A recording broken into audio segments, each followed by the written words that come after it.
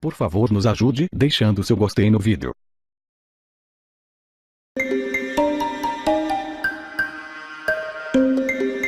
E o furacão Maria provocou alagamento e destruição em Porto Rico. Os ventos de 250 km por hora deixaram a ilha inteira sem energia elétrica. Casas foram destelhadas, árvores e postes arrancados. Na capital, San Juan, os destroços estão espalhados pelas ruas.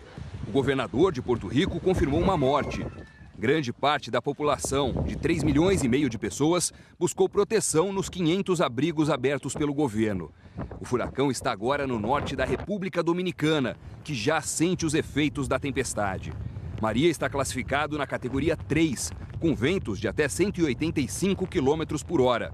Autoridades alertam que a tempestade pode voltar a ganhar força nas próximas horas. E aqui no Brasil, o problema tem sido a seca e os incêndios. Assunto para Eliana Marques, que já está aqui com a gente. Eliana, boa tarde. Boa tarde para você, Doni. Boa tarde a todos. Pois é, a gente recebe a todo momento as imagens de queimadas e hoje, infelizmente, a gente tem uma informação trágica. Um vaqueiro está internado num hospital no norte do Tocantins com metade do corpo queimado. Ele ajudava a apagar um incêndio. Em Goiás, também no norte do estado, os rios estão secando e os animais morrendo. No Acre, a fumaça das queimadas cobriu o Rio Branco hoje. O estado enfrenta uma das piores secas em 12 anos. E Belo Horizonte está completando 100 dias sem chuva, Doni. 100 dias. E quando vai chover nessas regiões? No Tocantins pode chover hoje. A gente vê imagens de nuvens carregadas aqui, olha, no satélite. Agora, Palmas está fora da área de chuva, máxima de 40 graus por lá. Ontem já fez esses 40 graus. Brasília pode ter uma chuvinha, né? Ontem não choveu. Goiânia pode ter chuva também. Ontem choveu em pontos ali da região próxima ao aeroporto de Goiânia. Rio Branco vai continuar sem chuva, máxima de 35 graus. Cuiabá, 40. Ontem passou dos 41. Natal, máxima de 30 graus, também com uma chuvinha. Belo Horizonte, tempo firme e calorão, assim como Porto Alegre. À noite pode garoar na região da fronteira do Brasil com o Uruguai. E para hoje, agora à tarde, tem possibilidade de chuva fraca nessa faixa aqui do litoral do Nordeste, pancadas de chuva na região norte, inclusive no oeste do Tocantins, onde o Parque Nacional do Araguaia também está pegando fogo. Pode chover também nessas áreas em verde, aqui em Mato Grosso e em Goiás. E no Rio de Janeiro, hoje tem mais Rock in Rio. Qual é o figurino adequado? É para frio, para calor, para chuva? É para muito calor. Olha, hoje à tarde no Rio, sol, máxima de 33 graus sem chuva, aí à noite a temperatura cai para os 22. Agora a gente fala de amanhã, porque amanhã tem previsão de chuva lá na região da fronteira com o Uruguai. Pode ser uma chuva forte aqui nessa área mais escura. E aí no sábado essa chuva avança junto com uma frente fria para outras áreas da região sul do país. E o inverno vai terminando, né? Seco em quase todo o Brasil, em toda essa área que a gente vê aqui em laranja. No Nordeste, que está em branco, tem um pontinho azul, né? Chuva perto da média, só que lembrando que a média é baixa no Nordeste. Amanhã começa a primavera, às 5h02 da tarde, horário de Brasília. Então, amanhã eu falo se vai ser uma estação chuvosa e quente. Combinado, a gente se encontra amanhã, instantes antes da primavera, então. É isso aí. Até lá. Valeu, Eliana. Tchau, obrigado. A maioria do Supremo Tribunal Federal decidiu ontem enviar para a Câmara dos Deputados a segunda denúncia contra o presidente Michel Temer. Ao vivo de Brasília, a repórter Letícia de Oliveira tem as informações e fala com a gente. Letícia, boa tarde. Boa tarde, Doni. O julgamento vai ser retomado daqui a pouco, às 2 da tarde. Vão votar a ministra presidente da Corte, Carmen Lúcia, também o ministro Celso de Mello e o ministro Marco Aurélio Mello. Mas, independentemente da posição dos três, a maioria já decidiu negar o pedido feito pela defesa de Michel Temer, que tentava barrar o andamento dessa segunda denúncia por organização criminosa e obstrução de justiça. Com isso, a não ser que algum ministro mude o voto, essa denúncia deve seguir para análise política na Câmara até a semana que vem. 7 dos 8 ministros já votaram para que a Câmara analise a denúncia apresentada pela Procuradoria-Geral da República. Foi a primeira sessão de Raquel Dodge no Supremo como procuradora-geral. O relator Luiz Edson Fachin foi o primeiro a votar. A Constituição da República, ao condicionar a instauração de processo penal por crime comum contra o presidente da República a um duplo juiz de admissibilidade impõe que a Câmara dos Deputados compete deliberar por primeiro. Somente após a autorização da Câmara dos Deputados é que tem cabimento dar sequência à persecução penal no âmbito do Supremo Tribunal Federal. O ministro Luiz Roberto Barroso ressaltou que a denúncia não se baseia apenas nas delações dos executivos da JF, mas também em outras provas. Mensagens de celular, anotações, agenda, dinheiros apreendidos em busca e apreensões, contratos administrativos e privados, notas fiscais, relatórios de CVM, COAF, TCU, tudo isso consta da denúncia. Informações prestadas pela Câmara dos Deputados e pela Caixa Econômica Federal, fotos tiradas em trabalho investigativo da Polícia Federal, carta publicada pelo próprio presidente da República, conversas obtidas através de interceptações telefônicas autorizadas judicialmente, planilhas, registros de abertura de contas no exterior, extratos bancários e comprovantes de movimentações financeiras, auditorias internas da Petrobras, dados de doações para campanhas eleitorais e dados extraídos do programa Drauses de pagamento de propina da Odebrecht, entre outros. O ministro Gilmar Mendes foi o único até agora a concordar com o pedido dos advogados de Temer, que querem suspender o envio da denúncia à Câmara até que fique claro se o acordo de delação dos integrantes da JF será cancelado ou não. A assessoria da presidência disse por telefone que o Palácio do Planalto não vai se manifestar. Bom, resta saber agora como está o clima na Câmara para a votação da nova denúncia da Procuradoria-Geral da República contra o presidente Michel Temer. Hora de voltar a Brasília. A Letícia de Oliveira conta pra gente. Letícia. Olha, Doni, na Câmara, tanto aliados do presidente como parlamentares da oposição dizem que esse assunto vai ser resolvido ainda em outubro, que é a Câmara que vai decidir se Michel Temer pode responder ao processo. Na primeira denúncia por corrupção, 263 deputados ajudaram a blindar Temer, que só vai responder às acusações depois de deixar o cargo. Mas agora, a relação entre o presidente da Câmara e o Palácio do Planalto está mais delicada. Rodrigo Maia, que é do DEM, falou em facada nas costas para se referir à postura do PMDB, partido de Michel Temer. Os dois partidos são aliados. Rodrigo Maia diz que o partido dele, o Democratas, está incomodado com a ação de ministros do PMDB. Segundo Maia, o PMDB está cortejando integrantes de outros partidos que poderiam ir para o DEM, especialmente do PSB. Que o PMDB pare de tentar reduzir o crescimento do Democratas na Câmara de Deputados. Isso é uma coisa que eu até alertei o presidente da República, isso é muito grave e não ajuda. Quando o próprio Palácio participa dessa operação. Nós somos aliados, nós temos que ser aliados. A gente não pode ficar levando facada nas costas do PMDB, principalmente os ministros do Palácio e o presidente nacional do PMDB. Maia disse que nesta segunda denúncia vai adotar uma postura mais discreta. Na primeira denúncia, minha opinião foi mal interpretada pelo Palácio. Pelas vozes do Palácio, aquelas bocas que falam demais do Palácio. Então agora eles terão de mim um silêncio absoluto. Nenhuma opinião, nem contra, nem a favor. Apesar das críticas vindas de um dos principais aliados, governistas dizem que vão conseguir barrar a denúncia. O placar aqui, que eles têm que botar 342 e nós não, nós vamos, na outra nós colocamos 263. Houve sobra, colocaremos mais, porque a denúncia vem viciada. A oposição diz que a denúncia é tão grave quanto a primeira. São muitos fatos já com Temer no exercício da presidência. A partir da página 51 da denúncia, nós temos vários elementos aí que mostram uma série de procedimentos, a meu juízo, absolutamente, comprovadamente ilícitos. Mas tudo bem, você não pode comprovar, para isso existe a investigação. Investigação é para apurar fatos robustos denunciados. A Câmara dos Deputados aprovou a cláusula de desempenho para os partidos a partir do ano que vem, mas o fim das coligações foi adiado. A proposta ainda precisa passar pelo Senado, que está discutindo a criação de um fundo com recursos públicos para financiar campanhas. A reportagem é da Gioconda Brasil. Não houve acordo entre os senadores. Em vez de proposta única, 2 projetos foram apresentados para a criação de um fundo para financiar as campanhas eleitorais.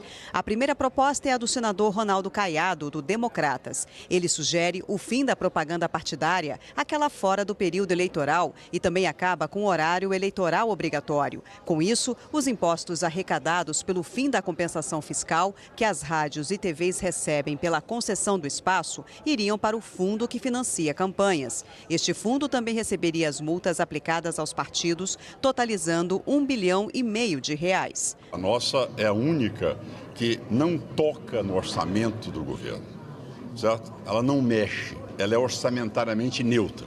Nós só tiramos R$1,5 bilhão de reais, que é gasto aqui com programa de rádio e televisão, tá certo? E transferimos ele para o fundo partidário. A segunda proposta, encampada pelo senador Romero Jucá, do PMDB, pretende destinar mais dinheiro para as campanhas.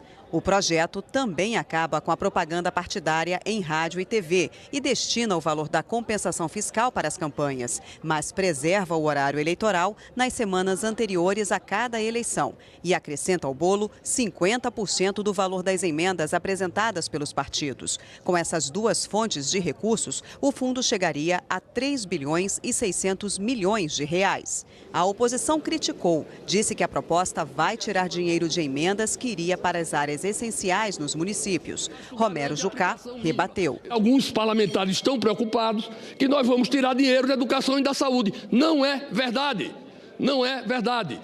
Não é verdade, porque o teto do gasto garante a aplicação mínima. A votação do fundo no Senado foi adiada para terça-feira da semana que vem. No mesmo dia, a Câmara vai tentar concluir os pontos da reforma política que foram aprovados nessa semana. O Congresso corre contra o tempo. Qualquer mudança nas regras tem de estar em vigor até o dia 7 de outubro para valer para as eleições do ano que vem. Ontem, a Câmara aprovou o fim das coligações entre os partidos, mas só a partir de 2020. No lugar da coligação, os deputados aprovaram a criação das federações. A diferença é que, uma vez unidos para disputar a eleição, os partidos terão que ficar juntos por 4 anos. O Brasil ele não tem uma rigidez ideológica. Tem partidos aqui em cima que brigam e em estados diferentes são aliados. Então, cada um diz uma coisa aqui e, na prática, as alianças são outras lá na ponta. Então, isso você também vai forçar e obrigar que os partidos eles comecem também no discurso a agir na prática, que é na hora H,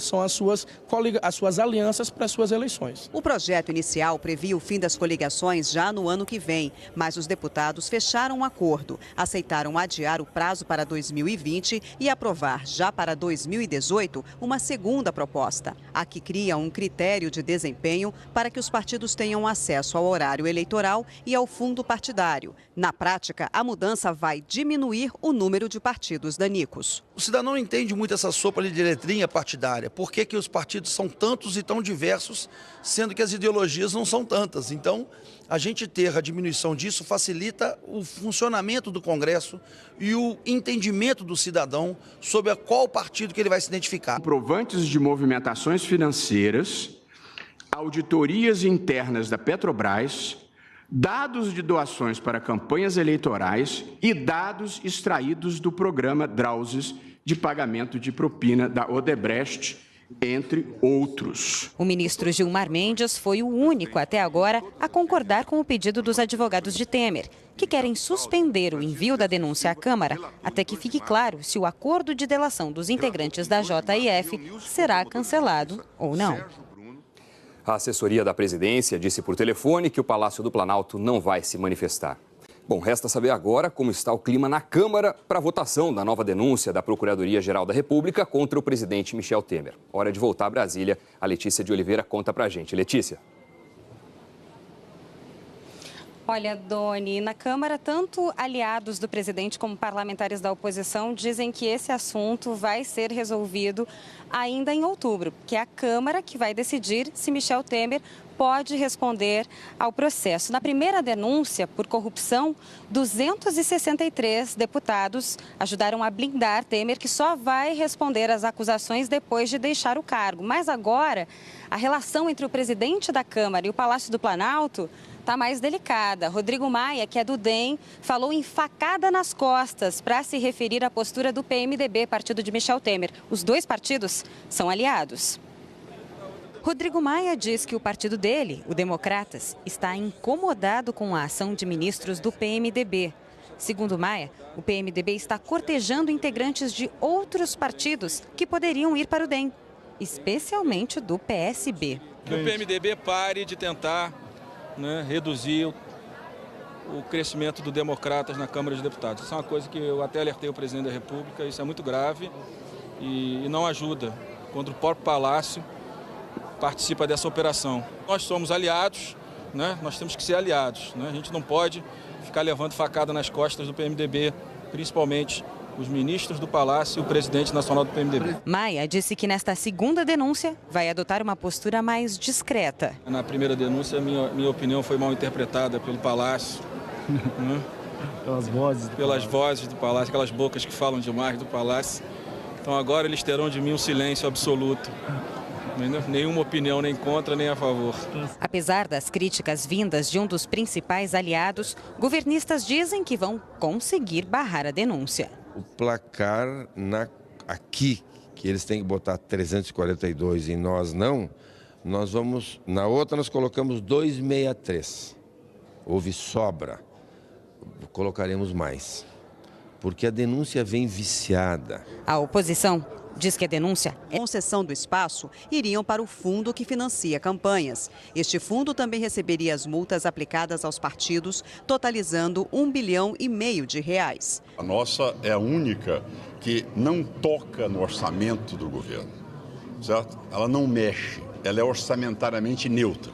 Nós só tiramos R$1,5 bilhão de reais, que é gasto aqui com programa de rádio e televisão, tá certo? E transferimos ele para o fundo partidário. A segunda proposta, encampada pelo senador Romero Jucá, do PMDB, pretende destinar mais dinheiro para as campanhas. O projeto também acaba com a propaganda partidária em rádio e TV e destina o valor da compensação fiscal para as campanhas, mas preserva o horário eleitoral nas semanas anteriores a cada eleição e acrescenta ao bolo 50% do valor das emendas apresentadas pelos partidos. Com essas duas fontes de recursos, o fundo chegaria a R$3,6 bilhões. A oposição criticou, disse que a proposta vai tirar dinheiro de emendas que iria para as áreas essenciais nos municípios. Romero Jucá rebateu. Alguns parlamentares estão preocupados que nós vamos tirar dinheiro da educação e da saúde. Não é verdade. Não é verdade. Não é verdade, porque o teto do gasto garante a aplicação mínima. A votação do fundo no Senado foi adiada para terça-feira da semana que vem. No mesmo dia, a Câmara vai tentar concluir os pontos da reforma política que foram aprovados nessa semana. O Congresso corre contra o tempo. Qualquer mudança nas regras tem de estar em vigor até o dia 7 de outubro para valer para as eleições do ano que vem. Ontem, a Câmara aprovou o fim das coligações entre os partidos, mas só a partir de 2020. No lugar da coligação, os deputados aprovaram a criação das federações. A diferença é que, uma vez unidos para disputar a eleição, os partidos terão que ficar juntos por 4 anos. O Brasil ele não tem uma rigidez ideológica. Tem partidos aqui em cima que brigam e em estados diferentes são aliados. Então, cada um diz uma coisa aqui e, na prática, as alianças são outras lá na ponta. Então, isso você também vai forçar e obrigar que os partidos eles comecem também no discurso a agir na prática, que é na hora H, que são as suas alianças para as suas eleições. O projeto inicial previa o fim das coligações já no ano que vem, mas os deputados fecharam um acordo, aceitaram adiar o prazo para 2020 e aprovar já para 2018 uma segunda proposta. A que cria um critério de desempenho para que os partidos tenham acesso ao horário eleitoral e ao fundo partidário. Na prática, a mudança vai diminuir o número de partidos danicos. O cidadão não entende muito essa sopa ali de letrinha partidária. Por que os partidos são tantos e tão diversos, sendo que as ideologias não são tantas? Então, a gente ter a diminuição disso facilita o funcionamento do Congresso. No Acre, a fumaça das queimadas cobriu o Rio Branco hoje. O estado enfrenta enfrenta uma das piores secas em 12 anos. E Belo Horizonte está completando 100 dias sem chuva, Doni. 100 dias. E quando vai chover nessas regiões? No Tocantins pode chover hoje. A gente vê imagens de nuvens carregadas aqui, olha, no satélite. Agora, Palmas está fora da área de chuva, máxima de 40 graus por lá. Ontem já fez esses 40 graus. Brasília pode ter uma chuvinha, né? Ontem não choveu. Goiânia pode ter chuva também. Ontem choveu em pontos ali da região próxima ao aeroporto de Goiânia. Rio Branco vai continuar sem chuva, máxima de 35 graus, Cuiabá 40, ontem passou dos 41, Natal máxima de 30 graus, também com uma chuvinha, Belo Horizonte tempo firme e calorão, assim como Porto Alegre. À noite pode garoar na região da fronteira do Brasil com o Uruguai. E para hoje, agora à tarde, tem possibilidade de chuva fraca nessa faixa aqui do litoral do Nordeste, pancadas de chuva na região norte, inclusive no oeste do Tocantins, onde o Parque Nacional do Araguaia também está pegando fogo. Pode chover também nessas áreas em verde, aqui em Mato Grosso e em Goiás. E no Rio de Janeiro, hoje tem mais Rock in Rio. Qual é o figurino adequado? É para frio, para calor, para chuva? É para muito calor. Olha, hoje à tarde no Rio, sol, máxima de 33 graus sem chuva, aí à noite a temperatura cai para os 22. Agora a gente fala de amanhã, porque amanhã tem previsão de chuva lá na região da fronteira com o Uruguai. Pode ser uma chuva forte aqui nessa área mais escura. E aí no sábado essa chuva avança junto com uma frente fria para outras áreas da região sul do país. E o inverno vai terminando, né? Seco em quase todo o Brasil, em toda essa área que a gente vê aqui em laranja. No Nordeste, que está em branco, tem um pontinho azul, né? Chuva perto da média, só que lembrando que a média é baixa no Nordeste. Amanhã começa a primavera, às 5h02 da tarde, horário de Brasília. Então, amanhã eu falo se vai ser uma estação chuvosa e quente. Combinado, a gente se encontra amanhã, instantes antes da primavera, então. É isso aí. Até lá. Valeu, Eliana. Tchau, obrigado. A maioria do Supremo Tribunal Federal decidiu ontem enviar para a Câmara dos Deputados a segunda denúncia contra o presidente Michel Temer. Ao vivo de Brasília, a repórter Letícia de Oliveira tem as informações e fala com a gente. Letícia, boa tarde. Boa tarde, Doni. O julgamento vai ser retomado daqui a pouco, às 2 da tarde. Vão votar a ministra presidente da Corte, Carmen Lúcia, também o ministro Celso de Mello e o ministro Marco Aurélio Mello. Mas, independentemente da posição dos três, a maioria já decidiu negar o pedido feito pela defesa de Michel Temer, que tentava barrar o andamento dessa segunda denúncia por organização criminosa e obstrução de justiça. Com isso, a não ser que algum